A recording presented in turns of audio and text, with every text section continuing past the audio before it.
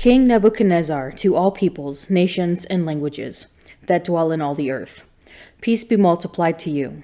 It has seemed good to me to show the signs and wonders that the Most High God has wrought toward me. How great are his signs, how mighty his wonders. His kingdom is an everlasting kingdom, and his dominion is from generation to generation. I, Nebuchadnezzar, was at ease in my house and prospering in my palace. I had a dream which made me afraid. As I lay in bed, the fancies and the visions of my head alarmed me. Therefore I made a decree that all the wise men of Babylon should be brought before me, that they might make known to me the interpretation of the dream. Then the magicians, the enchanters, the Chaldeans, and all the astrologers came in, and I told them the dream, but they could not make known to me its interpretation. At last Daniel came in before me, he who was named Belshazzar, after the name of my God, and in whom is the spirit of the holy gods. And I told him the dream, saying, O Belshazzar, chief of the magicians, because I know that the spirit of the holy gods is in you, and that no mystery is difficult for you. Here is the dream which I saw. Tell me its interpretation. The visions of my head as I lay in bed were these. I saw, and behold, a tree in the midst of the earth, and its height was great. The tree grew and became strong, and its top reached to heaven, and it was visible to the end of the whole earth. Its leaves were fair, and its fruit abundant, and in it was food for all. The beasts of the field found shade under it, and the birds of the air dwelt in its branches, and all flesh was fed from it. I saw in the visions of my head as I lay in bed, and behold, a watcher, a holy one, came down from heaven. He cried aloud and said thus, Hew down the tree and cut off its branches, strip off its leaves and scatter its fruit. Let the beasts flee from under it and the birds from its branches, but leave the stump of its roots on the earth, bound with a band of iron and bronze, amid the tender grass of the field. Let him be wet with the dew of heaven. Let his lot be with the beasts in the grass of the earth. Let his mind be changed from a man's, and let a beast's mind be given to him, and let 7 times pass over him. The sentence is by the decree of the watchers, the decision by the word of the holy ones, to the end that the living may know that the Most High rules the kingdom of men, and gives it to whom he will, and sets over it the lowliest of men.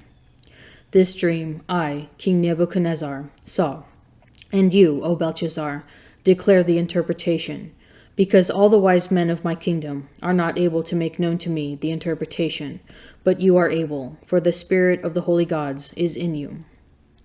Then Daniel, whose name was Belshazzar, was dismayed for a moment, and his thoughts alarmed him. The king said, Belshazzar, let not the dream or the interpretation alarm you.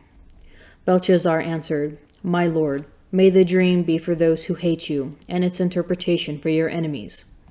The tree you saw, which grew and became strong, so that its top reached to heaven, and it was visible to the end of the whole earth, whose leaves were fair, and its fruit abundant, and in which was food for all, under which beasts of the field found shade, and in whose branches the birds of the air dwelt. It is you, O king, who have grown and become strong.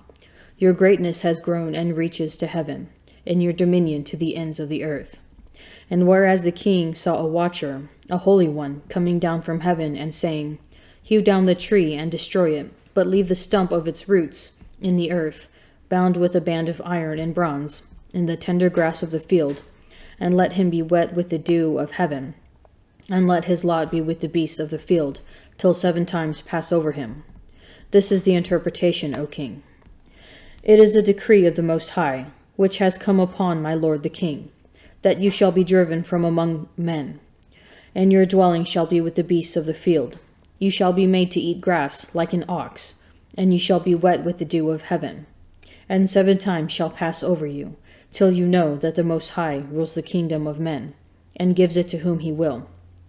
And as it was commanded to leave the stump of the roots of the tree, your kingdom shall be sure for you from the time that you know that heaven rules. Therefore, O king, let my counsel be acceptable to you. Break off your sins by practicing righteousness, and your iniquities by showing mercy to the oppressed, that there may perhaps be a lengthening of your tranquility. All this came upon King Nebuchadnezzar. At the end of 12 months, he was walking on the roof of the royal palace of Babylon.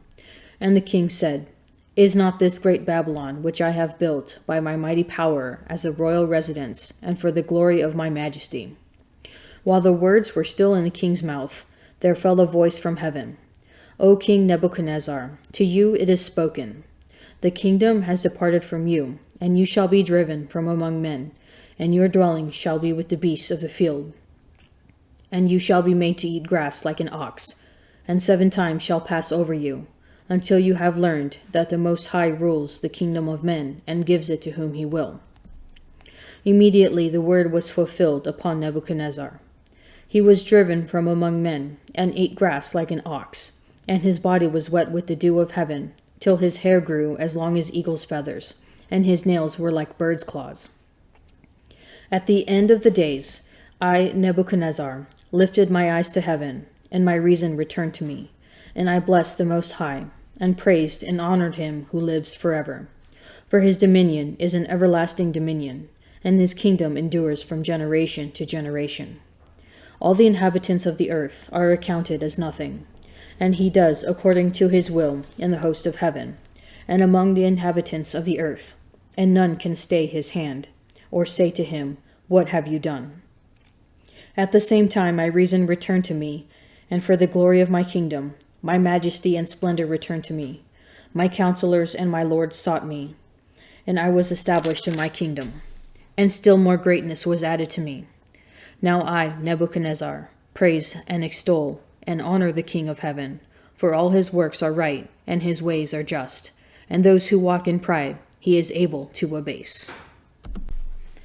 All this is the book of the covenant of the Most High God, the law which Moses commanded us as an inheritance for the congregations of Jacob. It fills men with wisdom, like the Pishon, and like the Tigris at the time of the first fruits. It makes them full of understanding like the Euphrates, and like the Jordan at harvest time. It makes instruction shine forth like light, like the Gihon at the time of vintage. Just as the first man did not know her perfectly, the last one has not fathomed her, for her thought is more abundant than the sea, and her counsel deeper than the great abyss. I went forth like a canal from a river, and like a water channel into a garden. I said, I will water my orchard and drench my garden plot. And behold, my canal became a river, and my river became a sea. I will again make instruction shine forth like the dawn, and I will make it shine afar. I will again pour out teaching like prophecy, and leave it to all future generations. Observe that I have not labored for myself alone, but for all who seek instruction. My soul takes pleasure in 3 things, and they are beautiful in the sight of the Lord and of men: agreement between brothers, friendship between neighbors, and a wife and husband who live in harmony.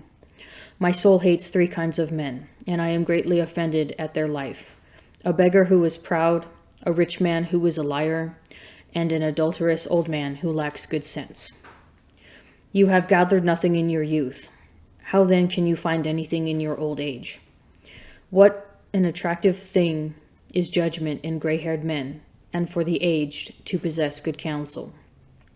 How attractive is wisdom in the aged, and understanding in counsel in honorable men. Rich experience is the crown of the aged, and their boast is the fear of the Lord. With 9 thoughts I have gladdened my heart, and a 10th I shall tell with my tongue.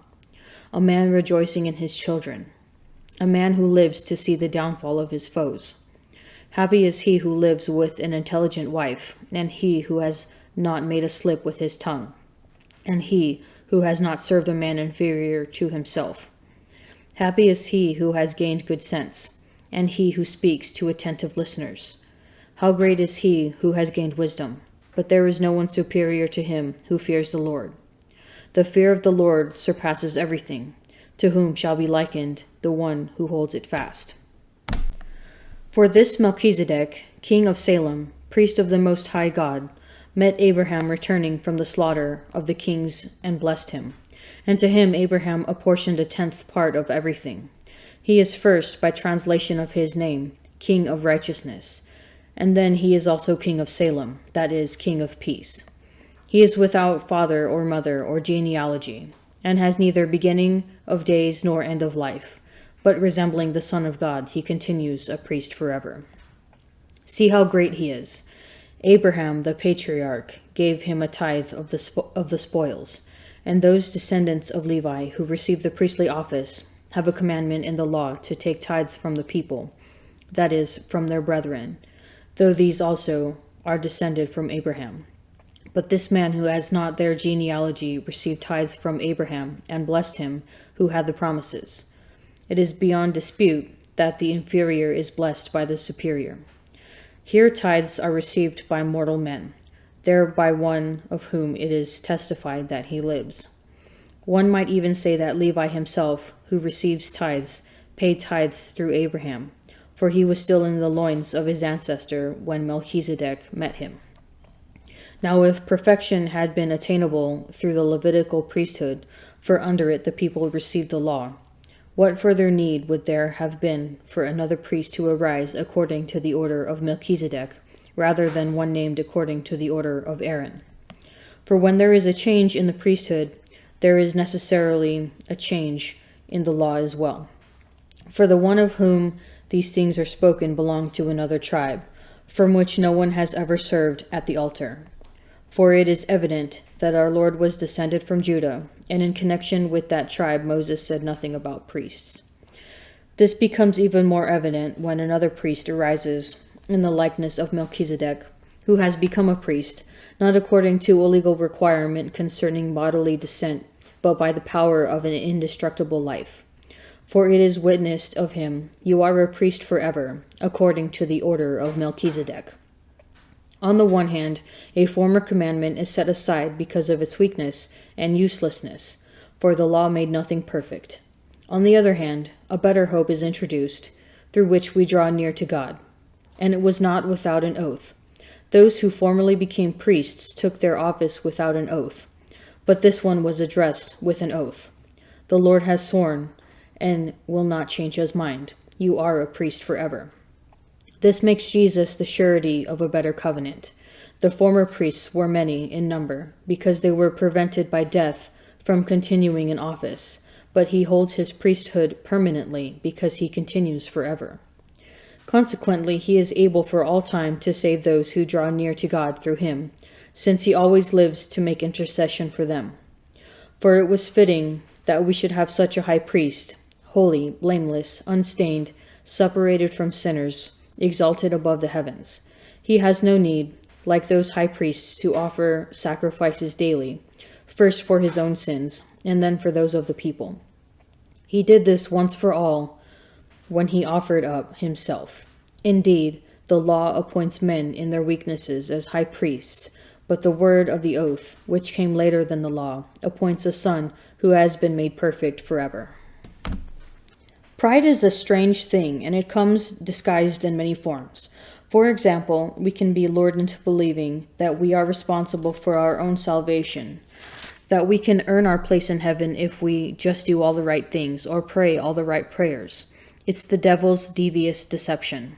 The fact is, there is nothing we can do that merits the purely gratuitous gift of our salvation. The story of King Nebuchadnezzar's madness is a skillfully crafted analogy. He is under the illusion that the kingdom of Babylon came about by his power. Is not this great Babylon, which I have built by my mighty power as a royal residence, and for the glory of my majesty? Pride deceives the king into confusing himself with God. To misunderstand or reject our place as creature, and therefore not God, is to be out of touch with reality, to be insane. It is only through humility, which is an antidote of pride, that the king's sanity returns. He praises God and acknowledges his power. The story closes with a powerful admonition for the prideful person. Those who walk in pride, he is able to abase. Do you sometimes fall into the trap of thinking you are responsible for your own salvation? How can you better rely on God and receive his gift of salvation in all humility?